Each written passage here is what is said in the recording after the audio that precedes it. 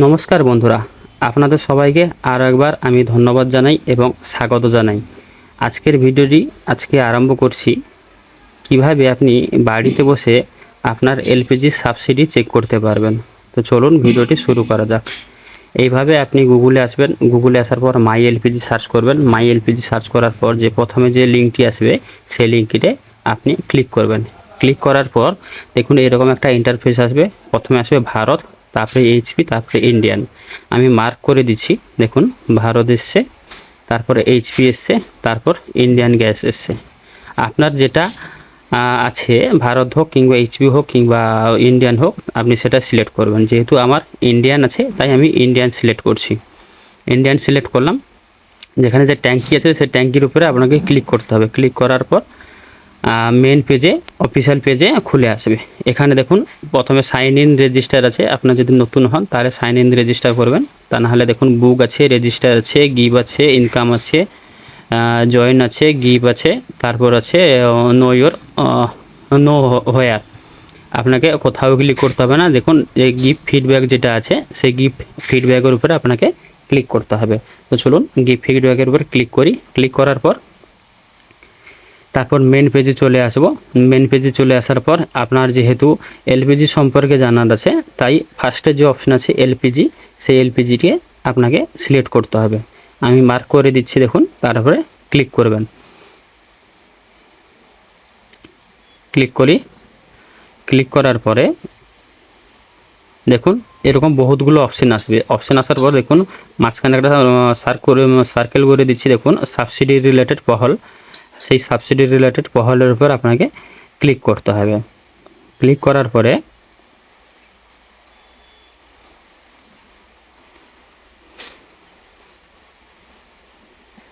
এরকম একটা ইন্টারফেস আসবে।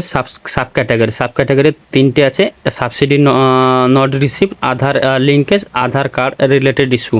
যেহেতু আমি সাবসিডি রিলেটেড ভিডিওটি বানাচ্ছি তাই সাবসিডির উপরে আমি ক্লিক করব। সাব ক্যাটাগরি যেটা আছে দেখুন সাবসিডি রিলেটেড রিসিভ সাবসিডি হচ্ছে, তারপরে ক্লিক করব। ক্লিক করার পর দুটোর মাধ্যমে আপনি লগ ইন করতে পারেন। এক হচ্ছে আপনার মোবাইল নাম্বার দিয়ে, যেটা আপনার রেজিস্টার আছে, আর একটা এলপিজি আইডি দিয়ে। যেহেতু এলপিজি আইডি সবার মনে থাকে না, তার জন্য আমি মোবাইল নাম্বার দিয়ে এখানে লগ ইন করে দেখাচ্ছি। যেটা আপনার গ্যাসের সঙ্গে কানেকশন করা আছে সেই মোবাইল নাম্বারটি এখানে এন্ট্রি করবেন।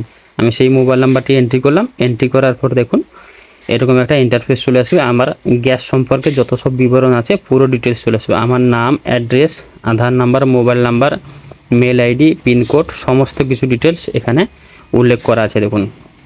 তারপর পরপর আমি কতবার সিলিন্ডার বুকিং করেছি তার পুরো ডিটেলস দেওয়া আছে। দেখুন আমি 3বার বুকিং করেছি, 2024-এ একটা, 25-এ একটা, 26-এ একটা। দেখুন 2025-এর যে 26-এর উপরের অংশটা দেখুন অর্ডার নাম্বার, অর্ডার ডেট, আর তারপর হচ্ছে এদিকে কোন ডেটে ডেলিভারি হয়েছে, সাবসিডি দেখুন নো আছে। তারপর হচ্ছে ক্যাশ মেমো নাম্বার, কবে ডেলিভারি হয়েছে তার পুরো ডিটেলস দেওয়া আছে। এরকমভাবে পুরো পরপর ডিটেলস আছে। আমি একটাতেও সাবসিডি পাইনি, তাই আমি এখানে আবেদন করব কিভাবে আমি সাবসিডি পাবো, কেমন।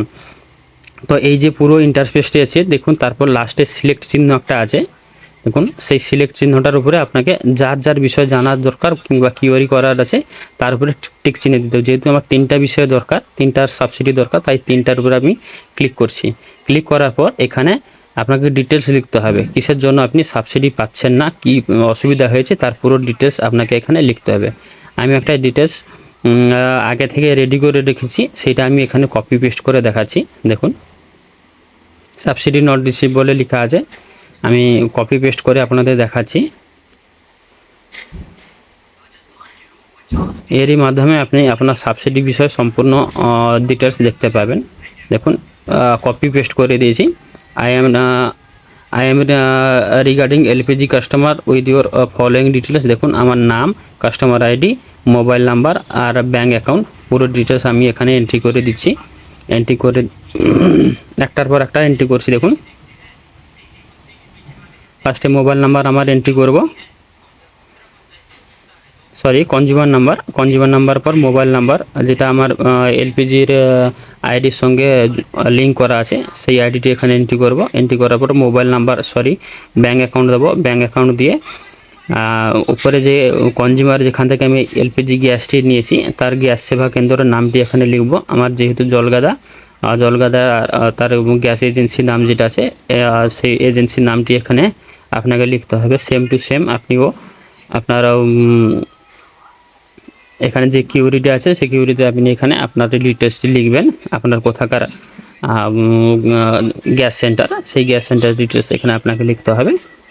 লেখার পর দেখুন, তারপর যে ডিটেলস আমি দিয়েছিলাম সেই ডিটেলস আমি এখানে ফিল আপ করা আছে। দেখুন আমার নাম, কনজিউমার আইডি, আধার নম্বর, মোবাইল নম্বর আর ব্যাঙ্ক অ্যাকাউন্ট আইডি, পুরো সম্পূর্ণ ডিটেলস আমি এখানে দেওয়া আছে।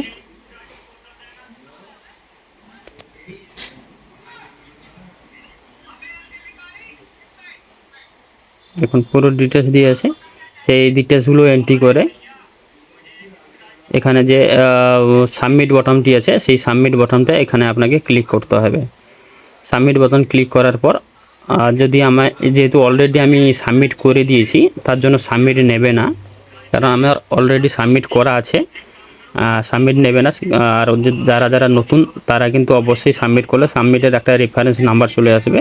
যেহেতু আমার স্পেশাল ক্যারেক্টার দিয়ে আছে, এই স্পেশাল ক্যারেক্টারগুলো এখানে ডিলিট করে দিলে সম্পূর্ণ ডিটেলসই চলে আসবে। দেখুন সব ডিটেলসগুলো ডিলিট করে দিয়েছি, একটার পর একটা ডিলিট করছি।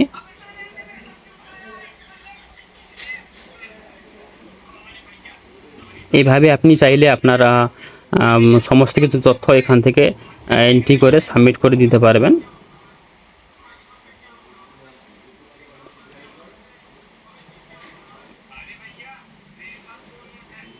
অসুবিধা হচ্ছে কিছু স্পেশাল ক্যারেক্টার আছে, সেই জন্য অসুবিধা হচ্ছে।